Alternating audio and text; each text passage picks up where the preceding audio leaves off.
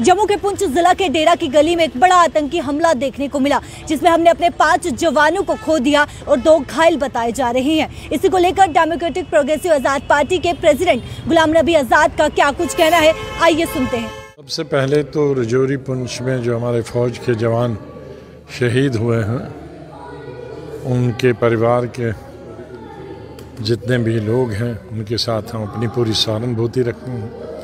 और देश का इतना नुकसान हुआ उस पर बहुत ही अफसोस और साथ ही एक चिंता भी है।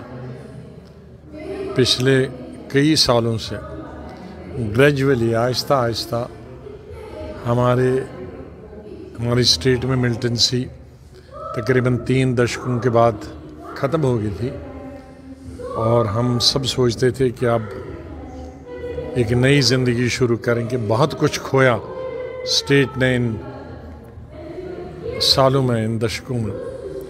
जाने में भी बहुत खोई, नौजवान खोए, बुज़ुर्ग खोए, सीनियर लीडर्स खोए, हर फील्ड के लोग, प्रोफेसर खोए, वाइस चांसलर खोए, और जिसकी वजह से हमारा स्टेट तो है 50-60 साल पीछे चला गया। जो देश इन 30 वर्षों में आगे गया और ये ज़माना था टेक्नोलॉजी का आगे बढ़ने का, आईटी का, उससे हम महरूम रहे, वंचित रहे। मिलिटेंसी की वजह से कोई इन्वेस्टमेंट करने नहीं आया। लेकिन अभी सांस भी नहीं लिया था कि कुछ करते, आगे के बारे में कुछ सोचते, और कुछ गवर्नमेंट ने कदम भी उठाए थे इन्वेस्टर्स को लाने के लिए, लेकिन ये बला फिर शुरू हमारे पीछे हो गई।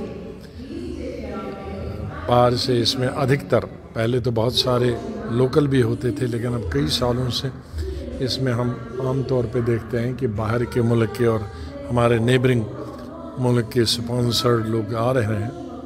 तो इसका मतलब उनके आने का न सिर्फ फ़ौज तो नुकसान पहले ही करते हैं, उनके साथ उनकी जानें जाती हैं, लेकिन उसके बाद मैं बधाई देता हूँ फ़ौज को कि वो बॉर्डर पे हम लोगों के जितने भी हम इन पहाड़ों के अंदर रहते हैं, इनकी जानें बचाने के लिए वो अपने जान का बलिदान देते हैं।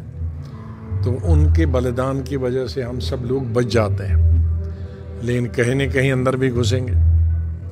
पिछले सालों इस पर राजनीति की जा रही है, ऑपोजिशन इस पर राजनीति कर रही है।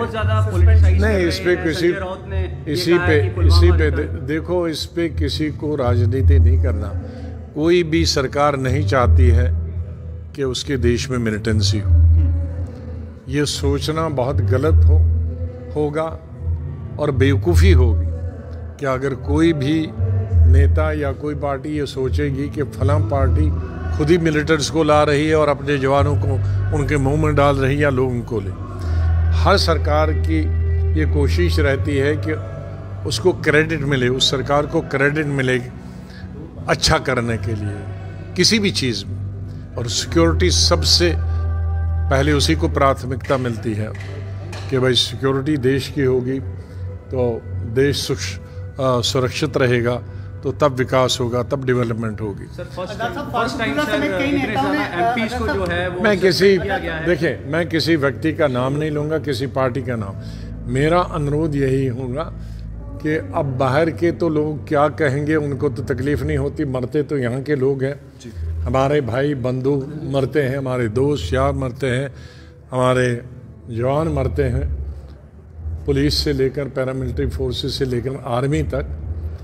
हमें सबको ऐसे समय में पूरे देश को इकट्ठे होकर, सभी राजनीतिक दलों को इकट्ठे होकर इसका उपाय ढूंढना पड़ेगा। और जहां से ये शुरू हो जाता है, ऐसे देशों के खिलाफ कार्रवाई करनी चाहिए, बजाय कि हम अपने स्कोर सेटल करते रहें पॉलिटिकल। देश की एकता और अखंडता पर पॉलिटिकल जो चीज़ें हैं उनको सेटल नहीं की जाती हैं। वो अपने मैदान में अपनी नीतियों से, अपने कार्यक्रमों से पॉलिटिकल पार्टी जीतें हारें, उनका काम है। लेकिन देश फारूक अब्दुल्ला समेत कई नेताओं ने कल से दिल्ली में 370 पर रिव्यू पिटीशन के लिए बैठकें शुरू कर दी हैं। आपका क्या पक्ष है? मैं उस पर मुझे न देखा मैंने और न देखा। से जो एमपी सस्पेंड किए गए हैं, किस तरह से देख रहे हैं और ऑल इंडिया ऑडियंस जो है वो प्रोटेस्ट कर रहा है। देखिए, जहाँ तक सदन का काम होता है उसमें सरकार और विपक्ष की बराबर जिम्मेदारी होती है सदन को चलाना। सर 370 के कोई भी अब 370 पे बहुत बोल चुके हैं, सरकार का दावा हमारे पूरा 5 साल से बोलते आए हैं, आज दूसरी बातें उठाओ ना। तो सवाल यह है कि अगर कानून कोई बनता है और उस कानून के खिलाफ है, मैं भी एज लीडर अपोजिशन साथ रहा, उसका हमने सदन में बैठ के 2-2 घंटे का विरोध किया और कई बार कानून हमने हरा दिए। तो शोर करने के और वॉकआउट करने से सरकार का भला होता है, क्योंकि सब विरोध करने वाले बाहर होते हैं, फिर अंदर कोई विरोध ही नहीं होता। मेरे वक्त में भी मैं राज्यसभा विरोध भंग नहीं होने देता था, इसलिए हमने कई जो कानून है जो हमें पसंद नहीं आते थे, हमारी पॉलिसी के खिलाफ थे, उनको हमने नल एंड वाइड किया। लेकिन लोकसभा में ज़्यादा वो बाहर पे ही नज़र रखती थी, वो बोल भी नहीं पाए। उनका रिकॉर्ड विरोध रिकॉर्ड भी ये उनका विरोध भी रिकॉर्ड में नहीं आया है।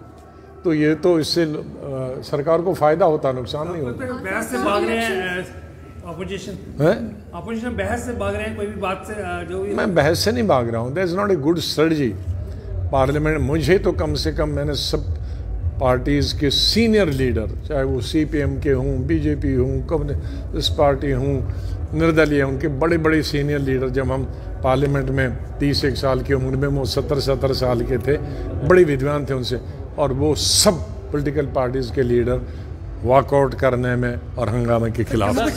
कैमरा पर्सन शमी थापा के साथ शिल्पा शर्मा, जम्मू।